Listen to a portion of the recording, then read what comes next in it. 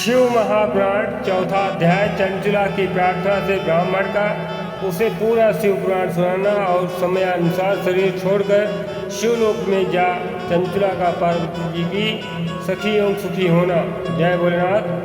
ब्राह्मण बोले, नारी सौभाग्य की बात है कि भगवान शंकर की कृपा से शिव पुराण की इस वैराग्य युक्त कथा को सुनकर तुम्हें समय पर चेत हो गया है। ब्राह्मण पत्नी, तुम डरो मत, भगवान शिव की शरण में जाओ। शिव की कृपा से सारा पाप तत्काल नष्ट हो जाता है। मैं तुमसे भगवान शिव की कीर्त गाथा से युक्त उस परम वस्तु का वर्णन करूंगा जिससे तुम्हें सदा ही सुख देने वाली उत्तम गति प्राप्त होगी। शिव की उत्तम कथा सुनने से ही तुम्हारी बुद्धि इस प्रकार से पश्चाताप से युक्त एवं शुद्ध हो गई है। साथ ही तुम्हारे मन में विषयों के प्रति वैराग्य हो गया है। पश्चाताप के पाप करने वाले पापियों के लिए सबसे बड़ा प्रायश्चित है। सत्पुरुषों ने सबके लिए पश्चाताप को ही समस्त पापों का शोधक बताया है। पश्चाताप से ही पापों की शुद्धि होती है। जो पश्चाताप नहीं करता है वही वास्तव में पापों का प्रायश्चित करता है, क्योंकि सत्पुरुषों ने समस्त पापों की शुद्धि के लिए जैसे प्रायश्चित का उपदेश किया है वह सब पश्चाताप से संपन्न हो जाता है। जो पुरुष विधिपूर्वक प्रायश्चित करके निर्भय हो जाता है पर अपने कुकर्म के लिए पश्चाताप नहीं करता, उसे प्रायः उत्तम गति नहीं प्राप्त होती। परंतु जिसे अपने कुकृत्य पर हार्दिक पश्चाताप होता है वह अवश्य उत्तम गति को प्राप्त होता है, इसमें कोई संशय नहीं है। इस शिव पुराण की कथा सुनने से जैसी चित्त शुद्धि होती है वैसे ही दूसरे उपायों से नहीं होती है। जैसे दर्पण शीशा साफ करने पर निर्मल हो जाता है, उसी प्रकार शिव महापुराण की कथा से चित्त अत्यंत ही शुद्ध हो जाता है। इसमें संशय नहीं है। मनुष्यों के शुद्ध चित्त में जगदम्बा पार्वती से भगवान शिव विराजमान रहते हैं। इससे वह विशुद्ध आत्मा पुरुष श्री शाम्ब सदाशिव के पद को प्राप्त हो जाता है।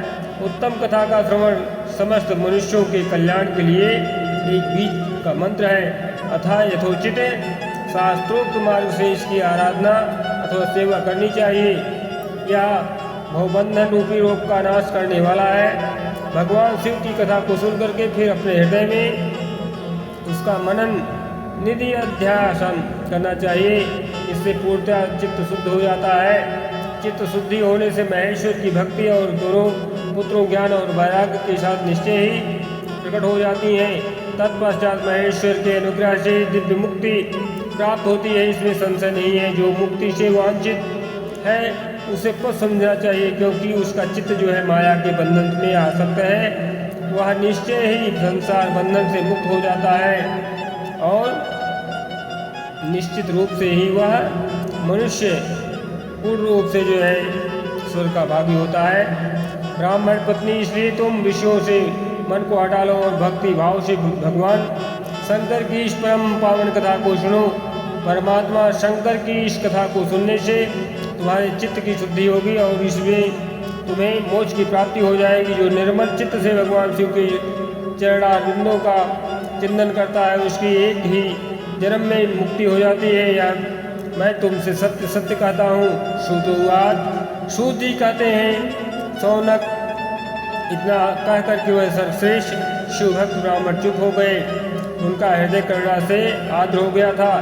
वह शुद्ध चित्त महात्मा भगवान शिव के ध्यान में मग्न हो गए। तदंतर बिंदु की पत्नी चंचला मन ही मन प्रसन्न हो उठी। ब्राह्मण का उक्त उपदेश सुन करके उसके नेत्रों में आनंद के आंसू छलक आए थे।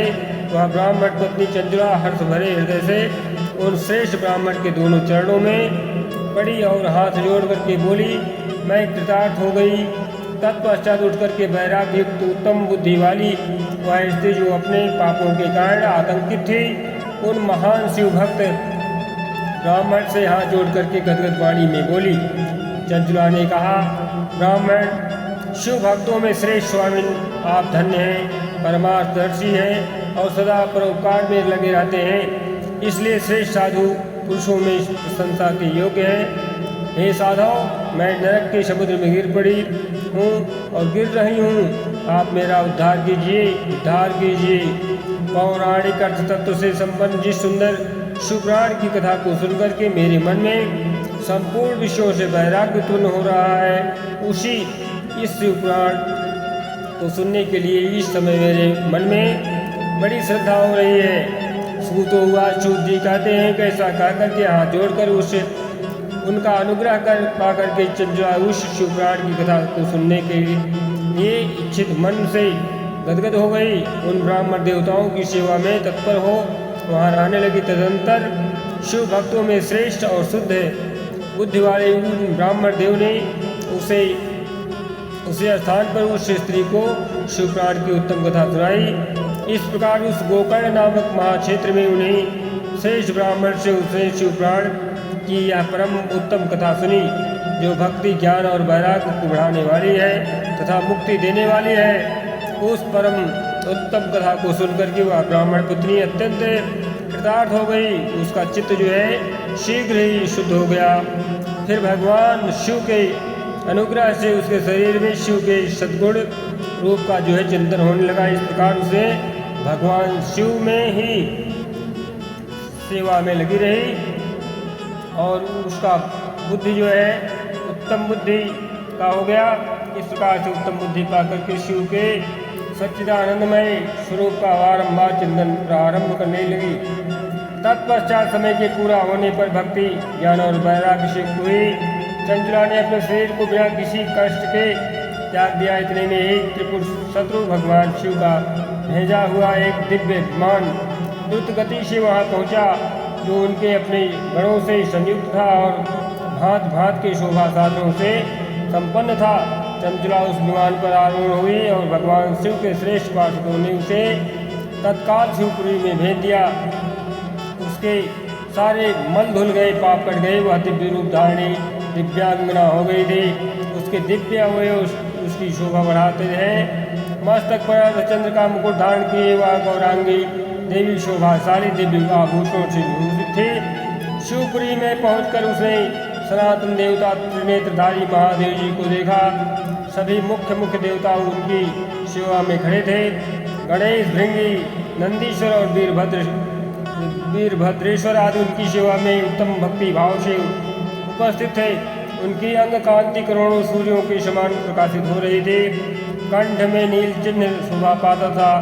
5 मुख और प्रत्येक मुख में 3 नेत्र थे। मस्तक पर अर्धचंद्राकार मुकुट शोभा देता था।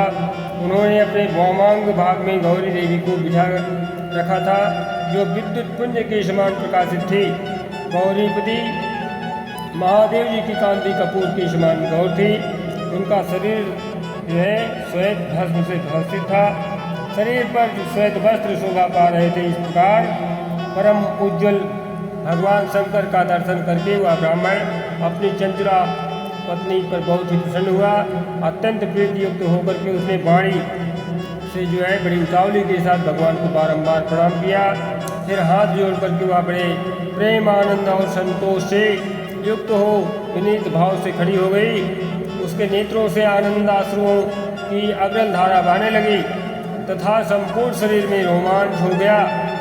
उस समय भगवती पार्वती और भगवान शंकर ने उसे बड़ी करुणा के साथ अपने पास बुलाया और सौम्य दृष्टि से उसकी ओर देखा। पार्वती जी ने तो दिव्य रूप धारणी बिंदु प्रिया चंचला को प्रेम पूर्वक अपनी सखी बना लिया। वह उस परमानंद घन ज्योति स्वरूप सनातन धाम में अविचल निवास पाकर के दिव्य सौख्य से संपन्न हो अक्षय सुख का अनुभव करने लगी। बोलिए महादेव की जय।